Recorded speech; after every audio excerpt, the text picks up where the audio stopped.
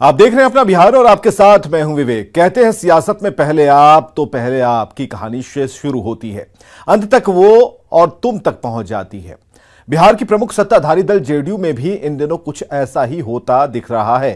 Delhi AIIMS से निकली एक तस्वीर ने पार्टी में तूफान खड़ा कर दिया, लेकिन संगठन के बड़े नेता खुलकर बोलने से बच रहे हैं। सफाई देने में लगे हैं कि जेडीयू में ऑल इज वेल है। उपेंद्र कुशवाहा के बयान पर ललन सिंह ने सफाई दी तो जवाब में कुशवाहा ने भी साफ कर दिया कि सीएम के बयान से उन्हें परेशानी हुई है। तो सवाल यह है कि क्या जेडीयू में सब ठीक है?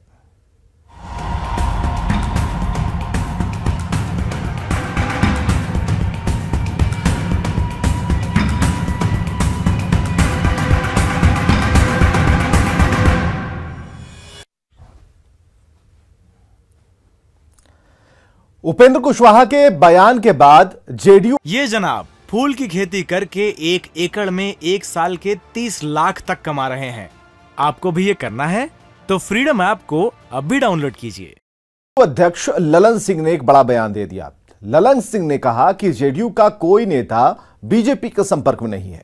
उन्होंने कहा कि उपेंद्र कुशवाहा के सभी आरोप गलत हैं। कुशवाहा को जेडीयू में पूरा सम्मान मिल रहा है और इसके बावजूद वे ऐसा क्यों बोल रहे हैं, ये वही बता सकते हैं। इस वक्त हमारे साथ मौजूद हैं जेडीयू के राष्ट्रीय अध्यक्ष ललन सिंह। सर, उपेंद्र कुशवाहा दिल्ली से पटना आते हैं। इस दौरान वो दिल्ली एम्स में भर्ती थे तो उनसे 2-3 बीजेपी के नेताओं ने मुलाकात की, जिसको लेकर कई तरह के सवाल खड़े हो रहे थे। लेकिन जब उपेंद्र कुशवाहा पटना आए तो उन्होंने बयान दिया कि मेरे ऊपर जो लोग आरोप लगा रहे हैं, जेडीयू के भी बड़े बड़े नेता बीजेपी के संपर्क में हैं।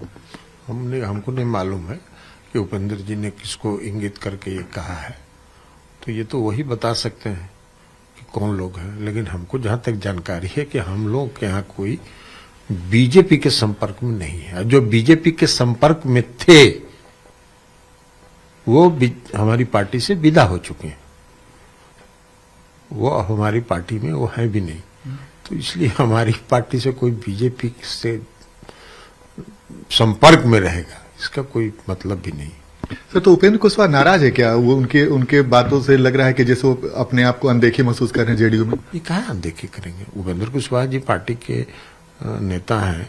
जब भी पार्टी के अंदर संगठन में उनके जो लोग राष्ट्रीय लोक समता पार्टी के लोग जो भी आए, उनको जहां जहां भी जो भी उन्होंने सूची दिया, जो भी लिस्ट उन्होंने दिया, सबको हम लोगों ने जगह जगह पर अलग अलग प्रकोष्ठ में, मूल पार्टी में, सब में हमने किया। उन्होंने सर ये भी कहा कि मुख्यमंत्री से बातचीत नहीं हो पा रही है, मैं जाऊंगा तो मुख्यमंत्री से बात करूंगा। मुख्यमंत्री भी कहते हैं कि आप लोग बात करा दीजिए। इसका मतलब क्या समझा जाए सर? मुख्यमंत्री जी से मिलते रहे हो, अभी हाल में कुछ दिन पहले भी मिले थे मेरे ख्याल से मुख्यमंत्री जी से। जब भी वो टाइम मांगते हैं मुख्यमंत्री जी उनको टाइम देते हैं।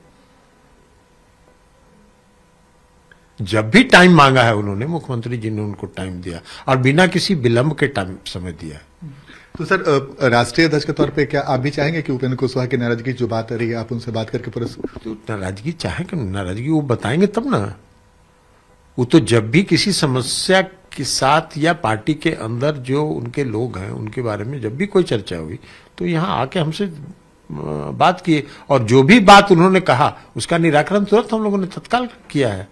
सर, तो क्या उपेंद्र कुशवाहा के बयान से भी जेडीयू में भ्रम की स्थिति हो गई? आप चाहेंगे कि जल्द से? कोई भ्रम की स्थिति नहीं है।